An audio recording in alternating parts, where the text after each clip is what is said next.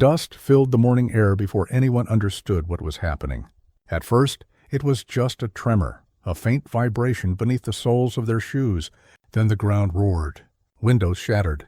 Concrete screamed. Cars crashed into one another as sirens began their endless cry. The city that had always stood tall began to kneel under its own weight.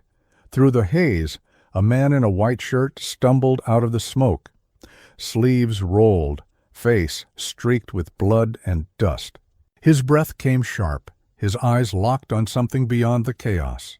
He wasn't running away. He was fighting his way through. Chunks of debris rained from the sky. But he kept moving, pushing through clouds of dust, calling out names that vanished under the noise. A toppled streetlight sparked beside him, flames licking the broken asphalt. He shielded his face and kept going. Every instinct screamed run, but something stronger pulled him forward. He wasn't looking for safety. He was looking for someone. For a heartbeat he stopped, scanning the ruins ahead, his chest heaving. Around him, the world looked like the aftermath of a forgotten war.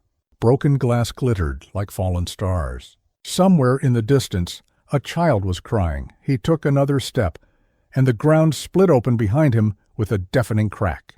The city's voice, full of rage and sorrow. In that moment, as dust swallowed the sunlight and silence fought to return, a single thought pulsed in his mind. Maybe saving a stranger today was the reason he wasn't meant to sit in that office interview. He clenched his fists, turned toward the wreckage, and disappeared into the storm of falling concrete, unaware that the person he was about to save would change his life forever. A low metallic groan echoed through the wrecked street, the sound of a building taking its final breath before collapsing. Daniel spun around, heart pounding. Through the veil of dust, he saw her. A woman lay pinned beneath a fallen beam, her legs trapped, her face streaked with blood and gray ash. She coughed weakly, one arm reaching out into the open air. "Please, someone!" Without a second thought, Daniel ran. His shoes slipped on the rubble as another tremor rippled underfoot. The air was thick, tasting of cement and fear. He dropped to his knees beside her. Hey, stay with me," he said, voice trembling but firm. Her eyes fluttered open, searching his face as if trying to remember where she was. The beam was massive, too heavy for one man. He positioned himself, braced his back, and pushed. It didn't move. His muscles screamed. Blood dripped from his arm, tracing down to his wrist. She winced, gasping. "You'll get yourself killed." He ignored her. "You're not dying here. Not today." He shifted his grip, pressed his shoulder under the edge of the wood, and lifted again, this time with everything he had left. His veins burned. The beam groaned, but rose an inch. 2 inches. "Enough! Crawl!" he shouted. She hesitated, then dragged herself out, scraping her knees against the broken tiles. The instant she cleared the space, Daniel's strength gave out, and the beam crashed down behind him, shaking the ground. They both gasped for air, covered in dust. She tried to speak, but her voice was barely a whisper. Why did you come back?" "Everyone else ran. Another quake hit, stronger this time." The nearby building began to tilt, windows shattering in slow motion. Daniel grabbed her and pulled her under a half-collapsed doorway. As the structure came down, he threw his body over hers, shielding her from the rain of concrete. For a moment, everything went dark. Just the sound of their breathing, heavy, uneven, alive. When the tremor finally faded, Daniel opened his eyes. She was trembling, staring at the ruins where she'd been trapped. He managed a weak smile through the blood and dust. "Told you." Not today, and somewhere deep inside the chaos, a siren wailed, the first sound of rescue, cutting through the silence like hope itself. Morning sunlight spilled through the cracks in the curtain. Landing on a cluttered kitchen table, a half-empty cereal bowl, a pink school notebook, and a neatly folded tie, Daniel stood in front of the mirror, buttoning his worn-out shirt.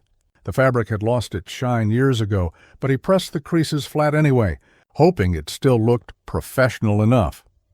Today was supposed to be his chance. A job interview at Altrian Corp., the biggest company in town. A chance to finally pull things together for him and his daughter. "Daddy," a small voice came from the hallway. His daughter Lily stood there, hair tangled, holding her backpack like a pillow. She was 6. Curious eyes, missing front tooth, heart of gold. He smiled. "Hey, sleepyhead. Big day, remember? Daddy's important meeting." She rubbed her eyes and yawned. "And my show after school," she reminded him softly. "You promised." Daniel knelt to tie her shoelaces, his fingers trembling just a little. "Of course, sweetheart." Wouldn't miss it for the world, but his smile faltered as he glanced at the clock. He was already running late. He grabbed his folder, kissed her forehead, and reached for the door when his phone buzzed. "Unknown number, Riverdale Elementary." His stomach sank. He answered, "Mr. Cole, Lily's not feeling well." "She's crying? Says she wants you here." He looked at his reflection in the hallway mirror. A tired man in a clean shirt, holding on to the thin thread of hope that this interview might change everything. For a moment he didn't move.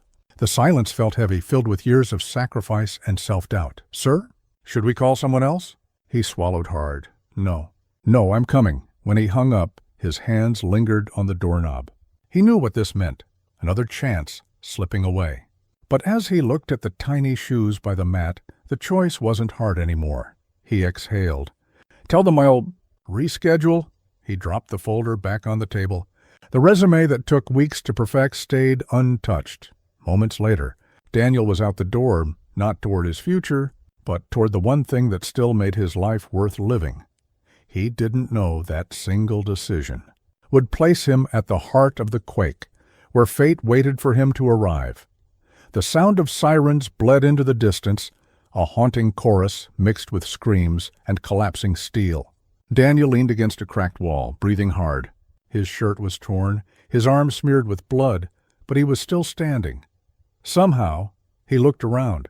Streets that once hummed with life were now choked with smoke and twisted metal. Cars were flipped like toys. A stoplight dangled from one wire, flickering between red and green as if unsure which disaster to obey. He shouldn't have been here. He was supposed to be uptown by now, in a suit, waiting for an interview that would never happen. But when he'd turned back to pick up Lily from school, traffic had forced him into the city center. That one small change, that moment of fatherly instinct, had brought him right into the quake's heart, and maybe, he thought, right where he was meant to be. "Help! Somebody!" The voice came from the rubble behind him, hoarse, desperate. Daniel spun around. It was her again, the woman he'd pulled free minutes earlier. She'd tried to crawl toward the street, but a wall section had caved in, pinning her leg again. "Hang on!" he shouted, rushing toward her. He grabbed a metal pole and wedged it under the fallen concrete. Every muscle in his arms trembled as he pried it upward. She screamed in pain, but the leg came free. He tossed the pole aside, crouched, and lifted her into his arms. Paramedics had begun to arrive, moving like ghosts through the smoke. One of them spotted him. "Over here!" Daniel carried her toward them, his knees almost buckling from exhaustion. When they reached the ambulance, the medic helped him lay her down on a stretcher. Oxygen mask, pulse check, flashlight to the eyes. She was alive. Her hand gripped his wrist weakly. Why did you risk your life for me?" He met her gaze, eyes still sharp even under the dust. For a long second, he couldn't find the words. Then he managed a faint, tired smile. "Because," he said softly, "I almost didn't come here today." Her eyes filled with confusion, then gratitude. As they lifted her into the ambulance, she kept looking back at him. He turned away, finally letting his shoulders drop. Around him the city still burned. But for the first time Daniel felt something strange flicker beneath the fear, a quiet, unexplainable purpose. The ambulance doors swung open and slammed shut, fading into the chaos as it sped away. Daniel stood there for a moment, hands on his knees, catching his breath. The world around him felt eerily quiet now, not because the noise had stopped, but because his mind had gone numb to it. Dust drifted in the air like ash after a storm. Paramedics moved through the wreckage, calling out for survivors. Someone offered him a bandage. He waved it off. He wasn't thinking about his wounds. He was thinking about her, the woman he'd carried out, the one who'd asked him why. Her face lingered in his mind, the way she'd looked at him, half in disbelief, half in awe. He turned to leave when something glinted on the ground, a small plastic card half buried under debris. He bent down and picked it up. It was an ID badge, cracked, dusty, but still readable. Name, Claire Reynolds, position, Human Resources Director Company, Altrian Corp. Daniel froze. The air seemed to thin around him. Altrian Corp. The very company he'd been supposed to interview with that morning. He stared at the name again, his heartbeat echoing in his ears. Claire Reynolds, he'd read that name before, at the bottom of the interview email. "We look forward to meeting you, Mr. Cole." His mind replayed it like an echo. The chance he'd given up, the one decision that had changed his entire day. And yet, if he'd gone to that interview, if he hadn't turned back for Lily, he wouldn't have been here. He wouldn't have heard her cries. Somewhere deep in the smoke and sirens, fate had drawn a perfect circle, one he never saw coming. A paramedic shouted something, snapping him out of his daze. He slid the badge into his pocket, still trembling slightly. He didn't know if she'd remember him. Maybe she wouldn't even know his name. But he knew this. Some debts in life aren't paid with signatures or salaries. They're paid in moments like this, when a stranger's heartbeat keeps echoing inside your own. Daniel looked up at the broken skyline, whispering to himself, "Guess I still made the right interview after all." 3 days later, the city was still healing. Streets were lined with cracked buildings and wilted flowers left by families at every corner. The smell of smoke had faded, replaced by the strange quiet that always follows tragedy, the kind that makes people whisper instead of speak. Daniel sat by the window of his small apartment, his arm in a sling, a cup of cold coffee untouched on the table. Lily sat cross-legged on the floor, drawing a picture with crayons, 2 stick figures holding hands under a crooked sun. "Is that us?" he asked softly. She nodded. "You're smiling again." He smiled for real this time. "Yeah, I guess I am." The laptop on the table blinked with a new notification. One unread email. He almost ignored it, assuming it was another news alert. But something in the subject line made him sit straighter. Subject, about the interview. Altrian Corp. He clicked, "Mr. Cole, we heard about your act of courage during the earthquake. The woman you saved, our HR director, Claire Reynolds, told us everything. You may have missed your interview, but not your chance to show who you truly are. We'd be honored to have you join our team. Welcome to Altrian. Hiring board Altrian Corp." Daniel read the words twice, stunned into silence. His throat tightened, not from pride, but from the strange, overwhelming symmetry of it all. He leaned back in his chair, staring out at the fractured skyline, sunlight spilling through the cracks like forgiveness. Sometimes the world takes everything from you, just to return it in a different form. Lily tugged his sleeve. "Daddy, you okay?" He lifted her into his arms, holding her close. "Yeah, baby, I think we're going to be okay now." She smiled and looked out the window with him. "Does that mean you got the job?" He chuckled quietly.